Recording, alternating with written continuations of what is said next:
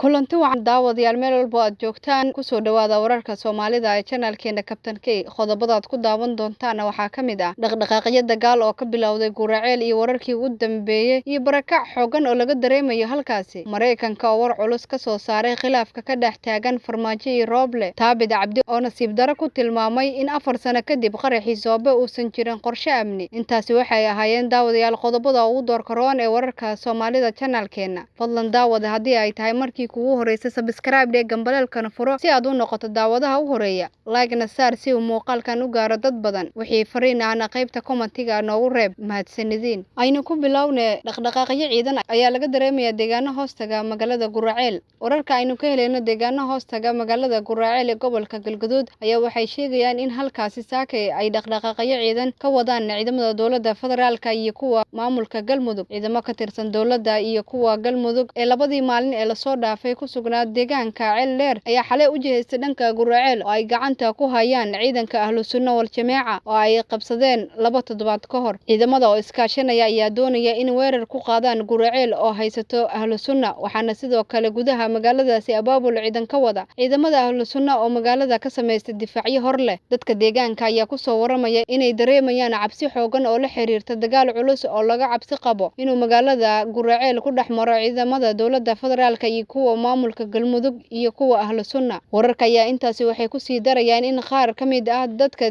deegaanka Guraceel ay bilaabeen in halkaas iskaga barakacaan iyagoona aadaya dhanka iyo deegaano ka tirsan gobolka Galgaduud si ay waxyeelo ugu soo gaareen colaadda laga baqayo dadaalo kala duwan oo lagu doonayo in xal loogu gaaro xiisadda u dhaxaysa maamulka Galmudug iyo ahlu sunna wal jameeca ayaa fashilmay waxaana la sheegay in maamulka Galmudug uu go'aan ku gaaray in la weeraro ahlu sunna oo ku sugan magaalada Guraceel iyo deegaano kale dhinaca kale dad hor leh oo ka barakacaya xiisadda ka taagan degmada Guraceel ayaa maanta waxa ay gaareen deegaanka Ceel Baraf oo kamid ah deegaanada hoostaga degmadaas dadka oo gaaraya ilaa 50 qoys ayaa Guraceel ugu barakacay cabsi la xiriirta dagaal dhaxmara ciidamada dawladda iyo kuwa maamulka Galmudug oo dhinac ah iyo ciidamada ahlu sunna oo dhawaan la wareegay Guraceel wararkii ugu dambeeyay ee naga soo gaaray degmada Guraceel ayaa waxay sheegayaan in gudaha degmadaasi maanta laga dareemayo dhaqdhaqaaqyo ciidan oo ay wadaan ahlu sunna si ay isaga difaacaan haddii la soo weeraro 2 toddobaad ee la soo dhaafay ayaa waxa degmada Guraceel waxa ku sugnaa ciidamo iyo hoggaanka ahlu sunna waxaana mas'uuliyiinta maamulka Galmudug ay sheegeen inay dib ula wareegi doonaan degmadaasi dhanka kalena gudoomiyihii hore ee gobolka Banaadir ahna duqay magaalada Muqdisho Taabid Cabdi Maxamed ayaa ka hadlay maanta oo kale 4 sano ka hor qarxii khasaaraha badan dhaliyay ee ka dhacay isgoyska Soobe ee caasimadda dalka ee Muqdisho Taabid Cabdi oo qoraal leer ah soo saaray ayaa waxa uu sheegay in 14 Oktoobar sanadkii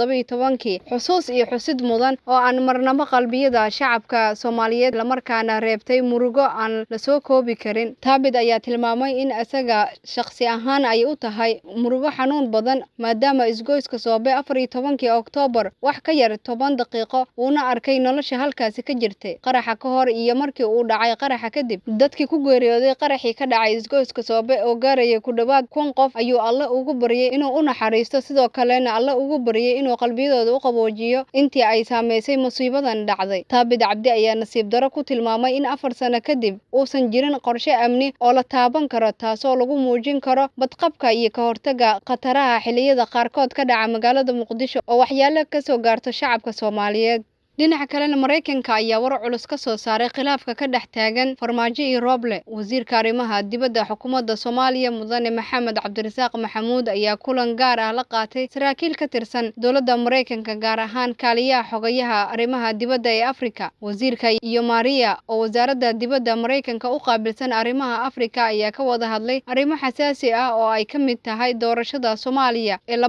2021 Mareykanka ayaa shaaca ka qaaday in loogu baahan yahay in Farmaajo iyo Rooble ay xaliyaan khilaafka dhexdooda si loo dedejiyo doorashooyinka bilowday labada dhinac ayaa sidoo kale kulankooda inta uu socday ku soo hadal qaaday arrimaha gobolka Geeska Afrika gaar ahaan xaaladihii u dambeeyay ee soo kordhay dhinaca kale dawladda Mareykanka gaar ahaan waxdeeda arrimaha Afrika ee wasaaradda arrimaha dibadda ayaa ballan qaaday inay xoojin doonaan taageerada Mareykanka ee Soomaaliya gaar ahaan garab istaaga dawladda iyo shacabka Mareykanka ayaa si gaar ah u shaaciyay inuu xoojin doono ka qayb qaadashada howlgallada ka dhanka ah kooxda nabadiidka Al-Shabaab ee ka socda koonfurta iyo bartamaha Soomaaliya dhinaca kalena dowladda Mareykanka ayaa ku baaqday in degdeg loo dhameystiro doorashada Soomaaliya. Dowladda Mareykanka ayaa waxa ay ugu baaqday madaxda dowladda federaalka ee Soomaaliya dedejinta arrimaha doorashooyinka iyo xalinta khilaafka dhexdooda ka hor dhamaadka sanadkan, isla markaana muhiim ay tahay geedi socodka doorashooyinka dalka. Kulan gaar ah oo madaxda Washington ay ku yeesheen wasiirka arrimaha dibadda Soomaaliya iyo madaxda Mareykanka ayaa diiradda lagu saaray arrimaha ku saabsan amniga iyo doorashooyinka, iyagoo si gaar ah uga ka gudbida caqabadaha hortaagan dhameystirka doorashada Soomaaliya. Qoraal kooban oo ka soo baxay ergeyga gaarka ee Mareykanka u qaabilsan Afrika ayaa lagu sheegay madaxweyne Farmaajo iyo ra'iisul wasaare Rooble in laga doonayo inay dedejiyaan doorashooyinka ayna xaliyaan khilaafaadka ka hortaagan dhamaadka sanadkan 2021. Dowladda Mareykanka iyo guud ahaan beesha caalamka ayaa waxa ay wadaan dadaalo ku aadan sidii loo dhameystiri lahaa doorashooyinka Soomaaliya ee bilowday walow weli jiraan caqabado dhowr ah. Dowladda Itoobiya ayaa mar kale weerar culus ku qaaday saldhigyada ciidamada TPLF. waxaa sii xoogeysanaya weerarada cirka iyo dhulka oo ay ciidamada Itoobiya iyo xulafadooda ay la beegsanayaan xoogaga gadoodsan ee ka soo jeeda waqooyiga gobolka Tigray, sida uu sheegay afhayeenka u hadlay ciidamada Tigrayga Arbacadii shalay ahayd, isagoo sheegay in ay la kulmeen khasaare aad u badan. Sargaal ka tirsan jabhadda dadka Tigrayga ee TPLF ayaa taleefanka ugu sheegay wakaalada wararka ee Reuters in militariga Itoobiya iyo xulafadiisa ee ka soo jeeda gobolka Amxaarada ay dhowr jiho kula dagaalamayaan ciidamada Tigrayga, gaar ahaan labada gobol ee Amxaarada iyo Canfarta oo daris la ah Tigray. Afhayeenka militariga Itoobiya ayaa markiiba ka jawaabay codsigan ku saabsan warbixintan dhinacooda. Militariga iyo dowladda ayaa